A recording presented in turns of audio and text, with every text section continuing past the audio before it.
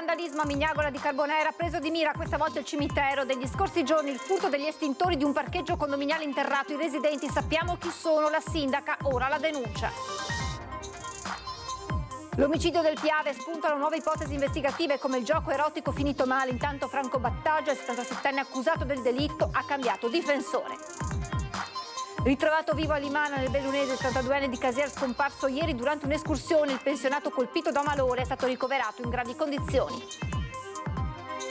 Maxi operazione dei carabinieri di Montebelluna che hanno stroncato un'attività di spaccio. 5 gli indagati, una settantina gli acquirenti, tra cui anche minorenni. Elezioni regionali, il trevigiano Conte è pronto a discutere con Zaia di un ticket in caso non passi il terzo mandato. Per il segretario Dem Martella l'emendamento della Lega è solo un gioco di potere. Tra i dati presentati dall'Osservatorio Economico, uno riguarda la natalità della Marca. Per i prossimi 7 anni nasceranno oltre 3.000 bambini in meno, mentre alle elementari mancheranno oltre 10.000 remigini. Disagi questa mattina all'aeroporto Canova a causa della fitta nebbia, centinaia di passeggeri in partenza dallo scalo dirottati a bordo di pullman a Venezia e Bergamo. Da domenica previsto un miglioramento. Buonasera e ben ritrovati con l'edizione trevigiana dei nostri telegiornali. In apertura lo avete sentito, l'ennesimo atto di vandalismo a Mignagola di Carbonera, dove questa volta è stato preso di mira il cimitero, mentre nei giorni scorsi c'era stato il furto degli estintori posizionati nel parcheggio interrato di un condominio. I residenti raccontano di sapere chi sono i responsabili e la sindaca annuncia: ora denunciamo. Siamo venuti qua, abbiamo trovato il disastro in cappella e il disastro nei bagni, abbiamo chiamato i carabinieri. All'interno della cappella le impronte delle scarpe sul muro di cartongesso, il tentativo di sfondarlo, la tendina sporca di sangue strappata e lasciata a terra, una crepa sulla porta, le assi di legno disperse nel seminterrato, il quadro elettrico aperto ma non toccato e poi la sorpresa dei bagni, fango, carta igienica nello scarico, ma soprattutto l'incendio del portasalviette che ha rovinato muratura e piastrelle. È il resoconto dell'ennesimo atto di vandalismo a Mignagola nel giro di una settimana, questa volta nel cimitero. Questi sono giovani senz'altro, quindi però non capisco che divertimento sia per loro questo. Per fortuna non hanno toccato le tombe perché sarebbe stato un altro atto estremo. L'ultimo in ordine di tempo, ma non il solo atto vandalico. Dopo le piastrelle lanciate dalla terrazza del Circolo Noi, le prese elettriche esterne, il contatore rotti e i lampioni distrutti, anche il furto degli estintori di un parcheggio interrato di un condominio. Sono entrati nell'ultima settimana dei ragazzini, perché noi sappiamo di vista chi sono, perché Mignagola non è una metropoli, e si sono divertiti prima asportando proprio gli estintori. Alcuni li hanno trovati nei campi là dietro, altri li hanno trovati nei campi della parrocchia. Il secondo episodio, qualche giorno dopo, direttamente ancora con gli estintori agganciati a parete, hanno tolto la levetta e hanno sparato questa polvere che, quando peraltro si appoggia su apparecchi elettrici, fa dei danni pazzeschi. Nel pomeriggio il vandalo degli estintori ha colpito ancora in pieno giorno un altro dispositivo di sicurezza completamente scaricato nel seminterrato, ricoperto ora di polvere ignifuga. Dopo i danni per il furto e il costo per ricaricare gli estintori coperto interamente dai residenti, più di 600 euro, questi stanchi hanno deciso di chiamare i carabinieri, anche alla luce delle segnalazioni di sospetti danneggiamenti nel parcheggio interrato di un condominio poco distante. Sugli autori del gesto i cittadini non hanno dubbi. Siamo certi al 1000% che sono ragazzini, perché ci sono anche giù adesso delle biciclette che sono state abbandonate in questo interrato da ragazzino, e quindi sappiamo che sono loro. Sopralluogo delle forze dell'ordine in mattinata anche al cimitero, accompagnati dalla sindaca decisa a stanare i colpevoli. Proseguono ovviamente le indagini per scoprire chi sono i responsabili e ovviamente procederò anche con la denuncia. L'omicidio di Anika Panfile ora perché spuntano nuove ipotesi investigative come il gioco erotico finito male. Intanto Franco Battaglia, il 77enne accusato del delitto, ha cambiato avvocato affidandosi al legale trevigiano Fabio Crea, che parla di quadro indiziario labile a partire dalle telecamere.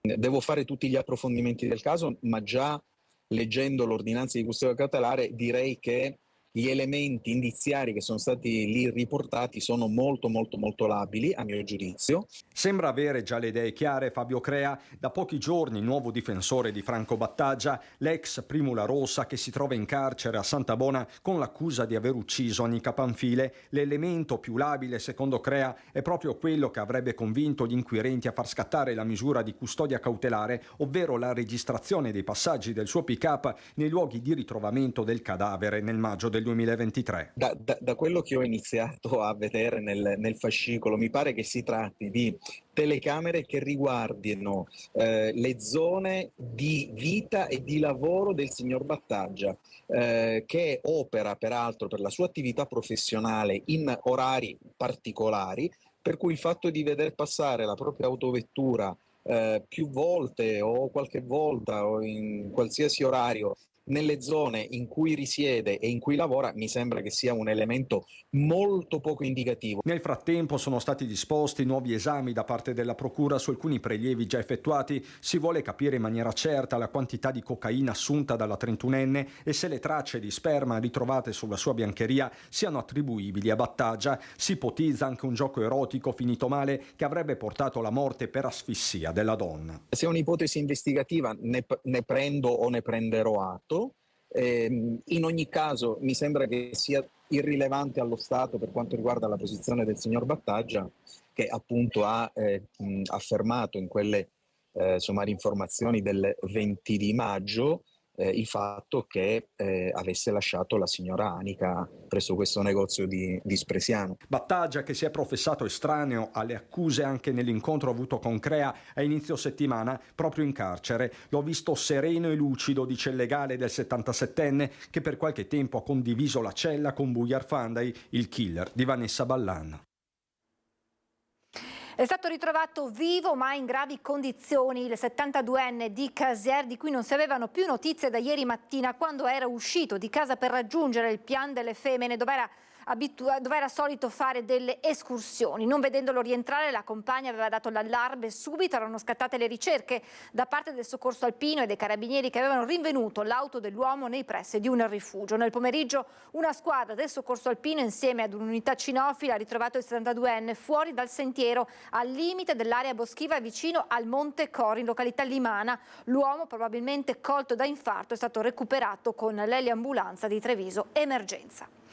Maxi operazione dei carabinieri di Montebelluna, che hanno stroncato un'attività di spaccio. 5 gli indagati, una settantina gli acquirenti, tra loro anche minorenni. Oltre 1000 cessioni di cocaina confezionate in palline di cellofan termosaldato e oltre un centinaio di marijuana per un giro d'affari stimato in circa 100.000 euro. I carabinieri di Montebelluna, sotto la direzione della Procura di Treviso, sono riusciti a stroncare un'attività di spaccio di strada tra il Montebellunese e il comune di Cairano San Marco, che si è sviluppata dalla fine 2020 ad inizio 2023. 5 gli indagati, tutti di nazionalità nigeriana, tra i 39 e i 24 anni, alcuni senza fissa dimora con lavori occasionali. Gli spacciatori, tutti soggetti di nazionalità nigeriana, avevano creato una vera e propria rete di spaccio e avevano individuato delle aree di spaccio in prossimità di parcheggi di centri commerciali, supermercati appunto dei due comuni. Lo spaccio avveniva anche nei pressi di istituti scolastici. Tra gli acquirenti, circa una settantina di persone, tra professionisti, operai, imprenditori, c'erano anche alcuni 17enni. La lunga attività di indagine dei militari è stata portata avanti grazie a servizi di osservazione del territorio e all'incrocio delle testimonianze raccolte. Le cessioni dello stupefacente erano pressoché quotidiane. Gli acquirenti contattavano i 5 attraverso un telefono cellulare che gli indagati si scambiavano. Poi uno di loro, solitamente nel tardo pomeriggio o in serata, in bicicletta raggiungeva il luogo concordato, dove la droga veniva rapidamente ceduta. Le tariffe si aggiravano tra gli 80 e 100 euro al grammo per la cocaina. Il Tribunale di Treviso ha emesso a carico dei soggetti indagati la misura del divieto di dimora nella Regione Veneto, volta da un lato a recidere i contatti con gli acquirenti e dall'altro i contatti stessi col territorio. A 3 dei 5 indagati la misura è già stata notificata dai carabinieri, mentre sono tuttora ricercati gli altri 2 destinatari del provvedimento. Incendio la scorsa notte in una palazzina di via Manin a Conegliano. Le fiamme potrebbero essere scaturite da un apparecchio elettronico difettoso, forse una stufetta. Sul posto le squadre del distaccamento di Conegliano, Vittorio Veneto e Treviso, dei Vigili del Fuoco con 4 automezzi e 12 operatori. Evacuate dalla palazzina durante le operazioni di spegnimento 10 persone, aiutate dalla polizia locale a trovare una sistemazione per la notte. Un 59enne originario del Senegal è stato trasportato in via precauzionale all'ospedale per una lieve intossicazione, ma è stato dimesso già in mattinata. Ingenti danni subiti dall'abitazione da dove l'incendio è partito, sul posto anche i carabinieri di Conegliano. Infortuni sul lavoro, è caduto da una scala dall'altezza di circa 2 metri battendo la testa il dipendente di un'azienda che stava eseguendo dei lavori in una casa di via Vesco a Breda di Piave. L'uomo è stato ricoverato all'ospedale Cafoncello di Treviso per il trauma riportato, ma non è in pericolo di vita. Sul posto, oltre ai soccorsi, anche lo Spisal per i rilievi del caso. Un altro infortunio sul lavoro si è verificato questa mattina a Vittorio Veneto. Anche in questo caso un uomo è caduto da un'altezza di circa 4 metri. Eventi avvenuti nella giornata dove a Firenze sono morte 3 persone sul lavoro. Indetto per domani alle 11:30 in piazzetta Aldo Moro a Treviso un flash mob organizzato dall'associazione in memoria di Mattia Battistetti. La famiglia di Mattia e i membri dell'associazione esprimono la loro vicinanza ai familiari delle vittime di Firenze. Siamo alla politica, parliamo del ticket Conte-Zaia. Senza l'emendamento del terzo mandato potremmo sederci intorno ad un tavolo per parlarne. Così il sindaco di Treviso Mario Conte, che non smentisce nessuna ipotesi sui possibili nuovi scenari.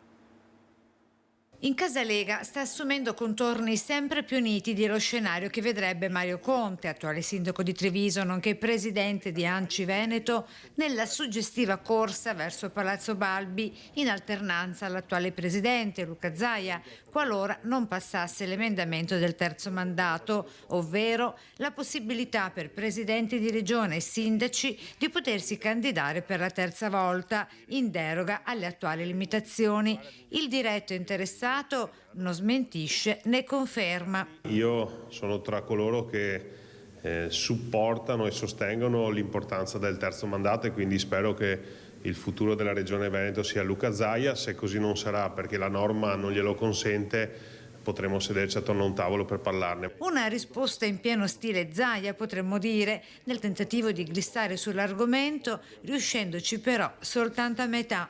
Io sono sindaco di Treviso e ho un impegno e un legame importante con la mia comunità e quindi il mio impegno quotidiano è rivolto ai trevigiani. Vero è che i leghisti faranno di tutto per non perdere lo scettro del Veneto. A confermarlo lo scorso 14 febbraio alla nostra rete Veneta Focus un altro trevigiano, Alberto Villanova, capogruppo Lega Liga Veneta in Consiglio regionale. Il Veneto e mantenere la guida del Veneto sia fondamentale per la Lega. Io credo che se il Veneto dovesse, cioè la Lega dovesse perdere la guida e la presidenza del Veneto, penso che resterebbe ben poco. Perché? Perché questa è la culla del nostro partito. E sul terzo mandato il Partito Democratico va all'attacco del centrodestra. L'emendamento salva Zaia è solo un gioco di potere, non parteciperemo a questo spettacolo, lo dice il segretario Dem Martella. È evidente che si tratta di una lotta di potere in questo momento nel centrodestra che ha come oggetto un emendamento che potremmo definire salva Zaia e che ha come oggetto il futuro della regione, ma non per i problemi che la riguardano, ma per le poltrone che si intendono occupare.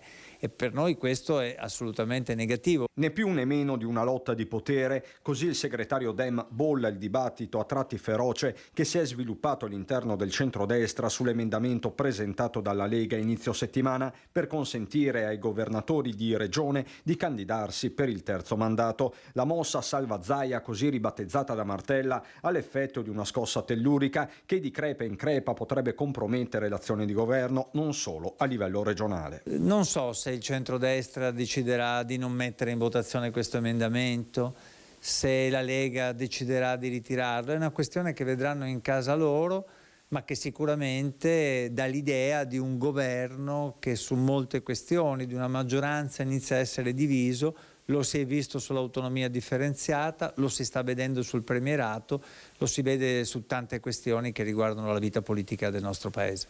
Questione di sostanza e anche di tattica, in attesa di capire cosa accadrà realmente alla Camera quando l'emendamento targato Carroccio sarà discusso in sede di conversione del decreto elezioni. Il PD non ha presentato emendamenti, non è per una soluzione di questo genere e quindi sicuramente non parteciperemo a questo spettacolo che è tutto all'interno del centrodestra. Disagi questa mattina all'aeroporto Canova di Treviso a causa della fitta nebbia. Centinaia di passeggeri in partenza dallo scalo trevigiano dirottati a bordo di pullman verso Venezia o Bergamo. Dovevo partire, non sono riuscito a partire purtroppo per adesso. Dove deve andare? Ad Anzica. A che ora avrebbe avuto il volo? Alle 8:30 sarebbe stato, purtroppo. Dicono che il volo è a Bergamo, che l'aereo è a Bergamo e che è in attesa di condizioni meteo più favorevoli per poter atterrare qui. Però al momento non so niente. Ore di attesa in aeroporto, occhi puntati sul tabellone delle partenze con la speranza di riuscire a prendere il proprio volo. È trascorsa così la mattinata per centinaia di passeggeri in partenza dallo scalo trevigiano, dove a causa della fitta nebbia diversi aerei sono stati dirottati, 4 all'aeroporto di Venezia e 3 a quello di Bergamo. Si va oltre il problema della nebbia con dei sistemi di radioassistenza, quindi favoriscono il volo strumentale.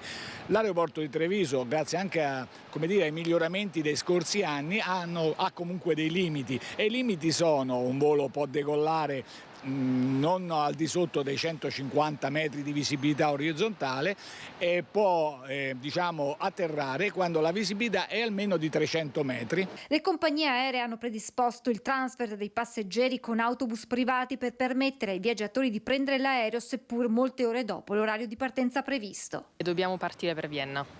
Sì. Qual è la situazione? E niente, che stiamo aspettando qui da quasi 3 ore forse e ci hanno dirottato il volo a Bergamo adesso e quindi stiamo aspettando di essere trasferiti lì e poi eventualmente partiremo da Bergamo alle 3. Circa 7 ore dopo l'orario di partenza. Eravamo prima in macchina forse rispetto, però vabbè, comunque è nebbia, si può fare poco riguardo le condizioni climatiche. Sappiamo che l'aeroporto, la gestione sta facendo penso il possibile. Dove dovete andare? Vienna. E invece? E invece andiamo a Bergamo. Da quanto aspettate? Dalle 8 di stamattina. Avevamo anche delle prenotazioni nel pomeriggio e quindi abbiamo dovuto chiamare per spostarle in altri giorni, almeno per avere rimborso o robe varie. Siamo qua, che attendiamo. Non avete ancora avuto notizie? Sì, ci vengono a prendere. Per partire dove? Bergamo. È così. Al tempo non si comanda, purtroppo. Con il passare delle ore la nebbia si è alzata, lasciando spazio ad un timido sole che ha riportato la situazione al Canova alla normalità.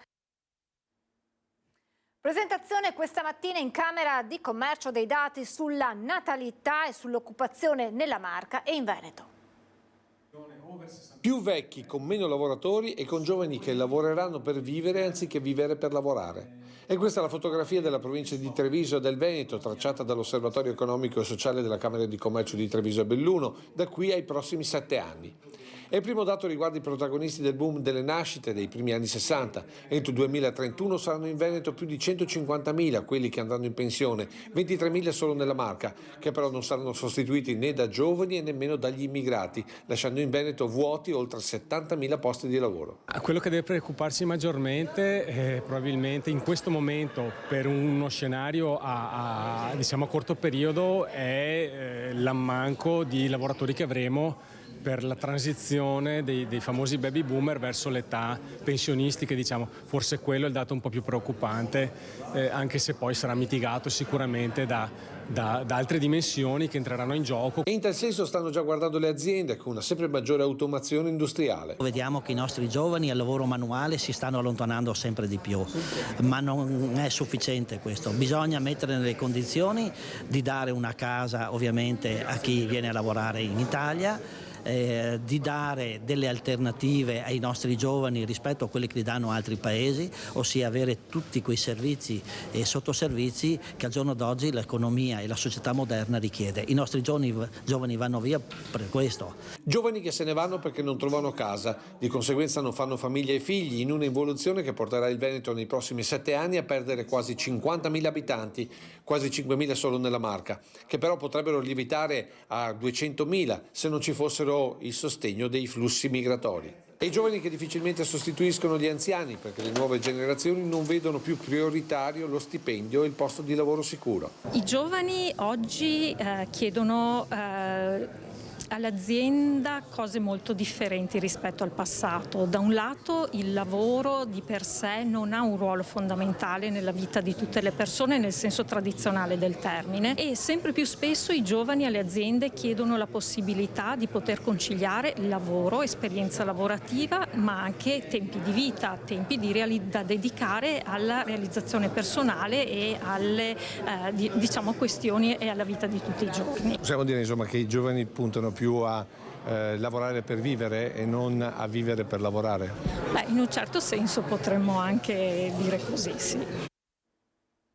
E a proposito di natalità nella Marca, nei prossimi 7 anni nasceranno oltre 3.000 bambini in meno, mentre alle elementari mancheranno oltre 10.000 remigini. Già dal 2021 abbiamo già ridotto 10 prime, non abbiamo istituito 10 classi prime alla primaria, proprio per mancanza di studenti che quindi, essendo un numero limitato, sono confluiti in altri plessi. Sempre più accorpamenti, di conseguenza chiusure di edifici scolastici. Ad indicarlo nel corso della tavola rotonda su territorio e demografia, la dirigente dell'ufficio scolastico regionale Barbara Sardella, a fronte dei dati presentati dall'Osservatorio della Camera di Commercio. Nella Marca entro i prossimi 7 anni ci saranno 10.000 scolari in meno per le elementari, mentre per le medie si calcola un saldo negativo di meno 6.000 studenti. Molte prime, diverse prime non verranno costituite e questo insomma ci proietta in un ripensamento anche dei plessi scolastici. Un'indicazione importante seguita da tanti sindaci che con i fondi europei stanno ristrutturando gli edifici scolastici. Sindaci che fino a qualche anno fa seguivano più le richieste dei genitori che la realtà dei fatti. Inizialmente si faceva anche fatica da parte dell'amministrazione scolastica a far comprendere la necessità di ripensare appunto anche l'edilizia scolastica alla luce del trend di iscrizioni. Adesso anche l'input viene proprio dalle amministrazioni, perché naturalmente è chiaro, bisogna anche economizzare e più che altro anche indirizzare le risorse verso scelte che sono le più economiche possibili e quindi anche efficienti. Chi invece fatica ancora a capire che il futuro passa per gli accorpamenti scolastici sono i genitori. Cosa dire allora ai genitori che protestano quando chiudono la scuola? Appunto che credo che ormai sia arrivato il momento di pensare che non necessariamente il piccolo è bello, ecco, questo è chiaro, è vero. Allora andremo verso classi piccole che magari da 27 che potevano essere 25 riduciamo a 15, ok, penso che sia anche positivo, ma non pensiamo che piccolo deve essere il plesso, un bel polo scolastico io credo che sia anzi arricchente per la comunità scolastica. Sul Parc Vittoria si tira dritto, così il sindaco Conte dopo l'acceso consiglio comunale di ieri sera. A Palazzo dei 300 con le minoranze che hanno protestato platealmente sono determinate a continuare a contestare l'intervento.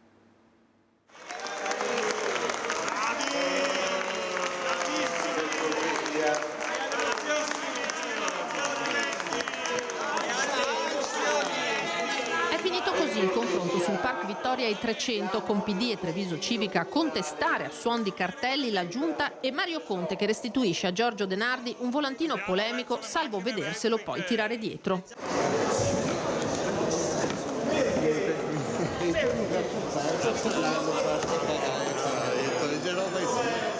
Al di là del progetto del parco interrato, il confronto tra le parti è sulla stessa idea di città anche in seno alla maggioranza. Non penso che in futuro Treviso diventerà una città pedonalizzata, non lo è mai stata, non lo sarà mai, non ci saranno.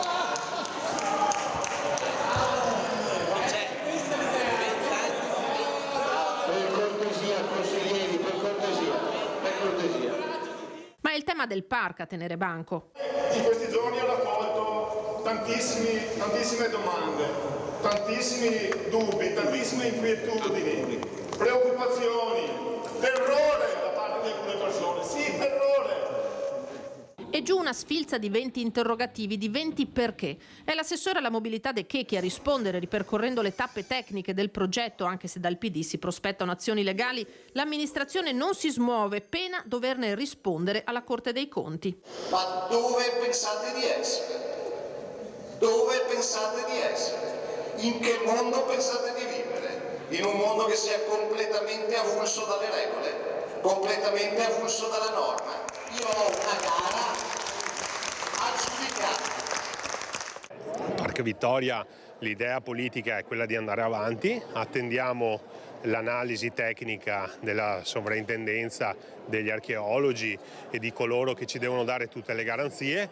Non vedo particolari problemi, capisco coloro che hanno sottoscritto, coloro che non sono d'accordo, coloro che si lamentano, io sono disponibile al dialogo. Unico della maggioranza ad appoggiare l'intervento, Rocco di Azione. 430 persone che entrano da Largo De Gasperi può iniziare a essere una visione di città pedonalizzata. Di ben altro avviso il resto delle opposizioni determinate a dare battaglia. Il Comune si sta impiccando a un progetto che ci ipoteca il futuro nostro e dei nostri figli per 60 anni e non sappiamo quanto ci costerà. Cosa si può fare ancora? Ma fare ancora mobilitare la cittadinanza per far capire a questa amministrazione che il progetto del Parco Vittoria è un progetto vecchio, condanna le future generazioni per 60 anni a un progetto enorme e non sostenibile. E noi ci fermiamo per la pubblicità tra pochissimo.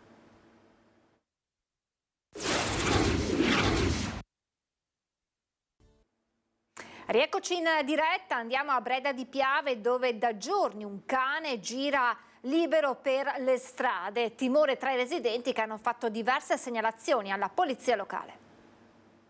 È sempre in giro il cane, e gira qua per le strade, tutto attorno qua. E che corre a persone, a chi che corre in bicicletta. A Pero, nel comune di Breda di Piave, un cane nero di taglia media è diventato oggetto di preoccupazione per alcuni residenti. Il quadrupede, senza guinzaglio e senza controllo, gironzola liberamente per le strade, suscitando timori e disagi tra gli abitanti del quartiere. Dei coniugi che preferiscono non apparire ci spiegano quanto accade. Questo è il cane che lei ha fotografato? Sì, e viene dentro anche qua nel mio giardino. Mio figlio ha alzato anche la recinzione e dovrebbe rialzarla ancora perché lui salta e viene dentro. Abbiamo avvisato i vigili, abbiamo avvisato tutti e ci hanno detto se viene dentro di chiuderlo e chiamare loro. Una cosa un po' difficile per voi? No, sì, perché se il cane mi fa qualcosa, chi risponde? Numerose segnalazioni sono giunte alla polizia locale, ma finora la situazione non sembra aver trovato una soluzione soddisfacente. I proprietari del cane, pur consapevoli del problema, non hanno intrapreso azioni concrete per evitare che l'animale esca dal cancello della propria abitazione. Questa situazione non solo mette a rischio la sicurezza del cane stesso, esposto a pericoli e incidenti, ma anche quella della comunità. È un anno che è lasciato così. Va dentro forse su una casa a dormire, non lo so. Però è sempre in giro, rincorre le persone, una mia amica la rincorsa, insomma tante persone, non so come mai sia sempre in giro. Voi avete anche dei nipotini, avete paura anche un po' per loro? Sì, anche me ne vodi qua che ha 8-9 anni. Per cui avete paura anche per loro un po'? Beh, viene dentro, non ti sa, siccome che non si fa avvicinare, è sempre paura che fai reazione, no? E adesso vediamo che tempo ci sarà nel fine settimana con il generale Giancarlo Iannicelli. Su di noi si va riaffermando, anzi si è riaffermato un campo di alte pressioni che ci garantisce dai sistemi perturbati, però abbiamo avuto poi adesso evidenza di come si sono pure riformati gli effetti negativi, cioè la formazione delle nebbie che si sono accanite in questi 2 giorni, in modo particolare sulle nostre pianure, riducendo di molto la visibilità. Altro fatto negativo legato alla nebbia, all'alta pressione, naturalmente il ristagno della massa d'aria e dell'inquinamento. I valori sono cominciati a ricrescere, ma ma questo dovrebbe durare poco, perché già da fine settimana, dall'inizio della prossima settimana, la situazione cambierà. Comunque per questo fine settimana ancora alta pressione, tempo stabile, in teoria però, in pratica vuol dire che sulle nostre zone inizialmente per domani ancora un cielo quasi invisibile per foschie dense e banchi di nebbia, che poi verranno comunque attenuate grazie al riscaldamento del sole. Per domenica situazione nettamente migliore, l'alta pressione comincia a cedere, entra un po' di aria che ripulisce in qualche modo, poi da lunedì proprio un ulteriore indebolimento dell'alta pressione lascerà passare la coda di un sistema perturbato, quindi potremo avere delle precipitazioni sparse, nulla di intense e molto veloci, in quanto poi martedì e mercoledì dovremmo avere ancora tempo stabile, tempo soleggiato. A fine settimana si prevede un peggioramento, quindi dopo mercoledì avremo un tipo di tempo più legato a marzo che a febbraio, ma ormai le stagioni, i mesi sono stravolti dal punto di vista meteorologico. Un peggioramento, dicevo, più intenso a fine settimana, ma sarà da confermare. Intanto i venti saranno deboli per le prossime ore di direzione variabile, le temperature continuano a essere al di sopra della norma, intanto ancora per domani le minime 6-7 gradi, le massime 11-12 gradi, ma già da domenica cresceranno sia le minime che le massime, quindi le massime potranno raggiungere anche 15-16 gradi. L'Alto Adriatico normalmente è poco mosso, localmente potrà essere temporaneamente mosso. È tutto. È il momento delle notizie da Belluno e provincia.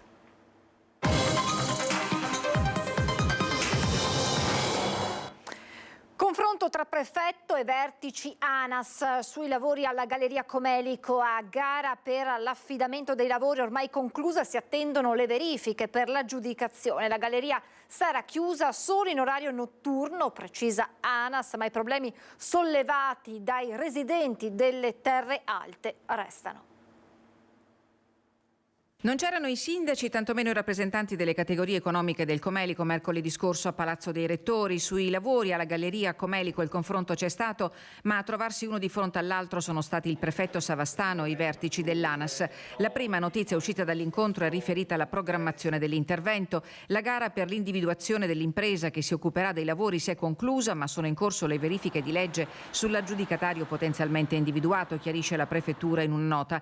Le verifiche si concluderanno entro il prossimo mese di marzo e a queste seguiranno l'aggiudicazione della gara e la formale consegna dei lavori che è programmata entro il mese di aprile. ANAS ha confermato al prefetto che l'organizzazione del cantiere prevede il libero transito in galleria per auto e mezzi in sagoma, quindi non i tir, dalle 6 del mattino alle 22 e la chiusura totale dalle 22 alle 6 ad esclusione dei mezzi di emergenza e delle forze dell'ordine. Adesso c'era solo la questione dei camion 380, si auspica appunto che si mantenga sempre all'altezza dei 420 per mantenere il traffico appunto anche pesante. Perché la questione della deviazione dei tir è assai spinosa, impossibile immaginare a tempi troppo dilatati per il rifornimento dei beni di prima necessità, come delle merci per gli operatori economici. Resta il tema delle compensazioni richieste a gran voce dai residenti delle terre alte. Non abbiamo ancora ricevuto una risposta, insomma, da parte della Regione, da parte del Ministero, perché quelle spettano a loro, insomma, quelle risposte lì, sia per quanto riguarda il discorso della defiscalizzazione, sarebbe importante il discorso accise e anche bollo. Per quanto riguarda il trasporto sanitario, sono state medicalizzate le ambulanze, ma non è sufficiente. Dal Comelico la richiesta alla Regione di aprire un canale temporaneo con la Valpusteria. La convenzione, secondo noi, ribadiamo che ci deve essere, perché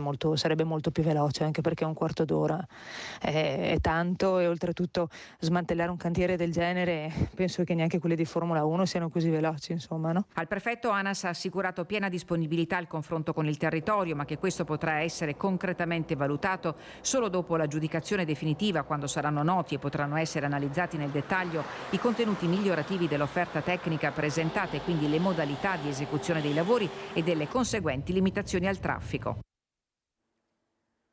C'è la firma sul decreto ministeriale degli affari regionali che predispone il trasferimento delle risorse del Fondo per lo sviluppo delle montagne per l'anno 2023. Complessivamente si tratta di 200 milioni di euro a sostegno dei territori montani di tutte le regioni italiane. Al Veneto arriveranno circa 10 milioni di euro. Un'ottima notizia per la montagna bellunese, commenta il segretario provinciale della Lega Andrea De Bernardin.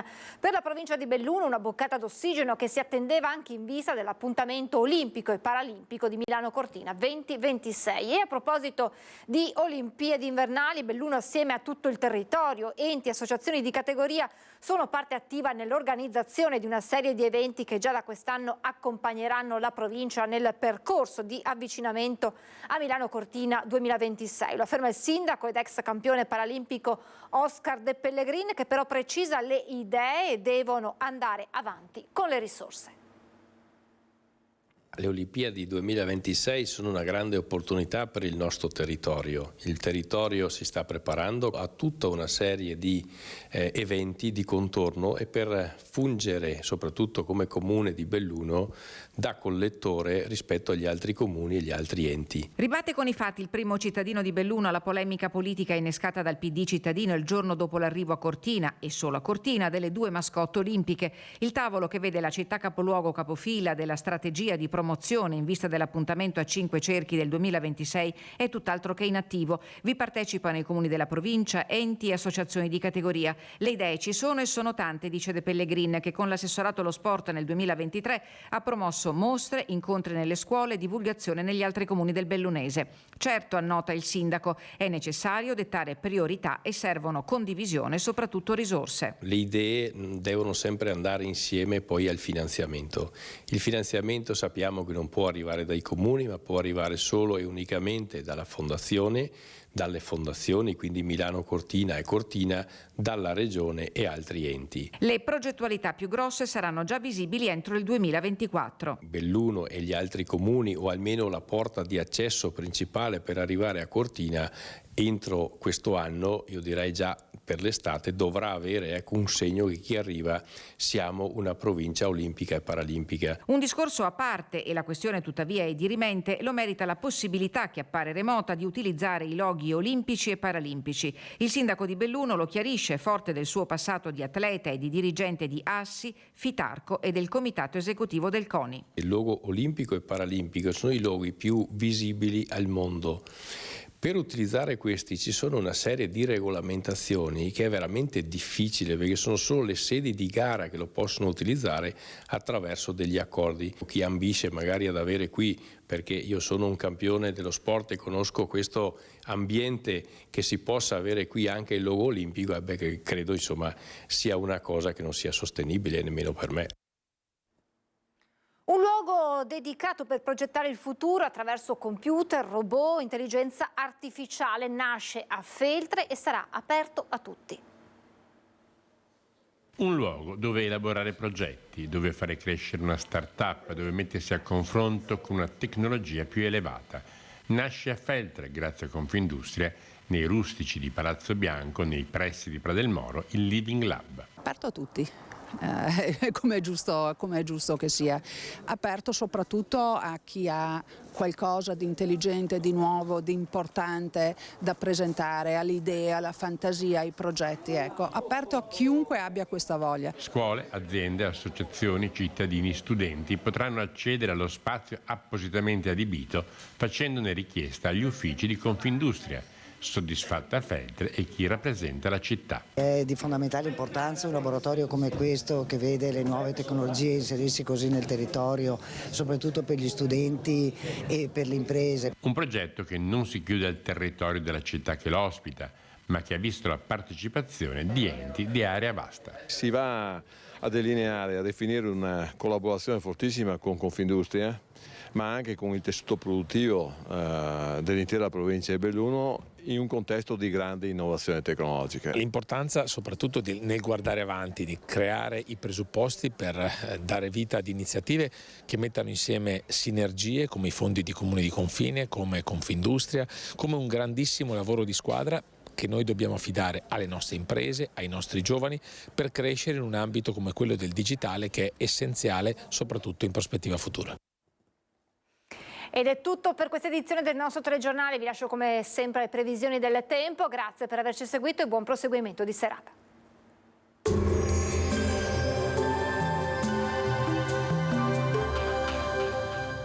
Termoidraulica Susin, i migliori impianti di riscaldamento e condizionamento. Se compri la caldaia, ti regalo il condizionatore. Ben ritrovati al meteo di Antenna 3. Previsioni per sabato 17 febbraio. Sul Veneto cielo molto nuvoloso, parecchie foschie, in particolare di sera sulle zone pianeggianti e nelle valli. Possibili brevi schiarite sui rilievi. Temperature minime tra 3 e 5 gradi, massime tra 9 e 13 gradi. Sul Friuli Venezia Giulia cielo da nuvoloso a coperto. Nelle ore notturne possibili foschie dense o locali nebbie. Temperature minime tra 2 e 5 gradi, massime sui 10-13 gradi. Sul Trentino Alto Adige prevarranno le nubi con qualche piovasco sui settori di confine. Temperature minime sui 3 gradi, massime sui 16-18 gradi. Dal meteo di Antena 3 è tutto, arrivederci.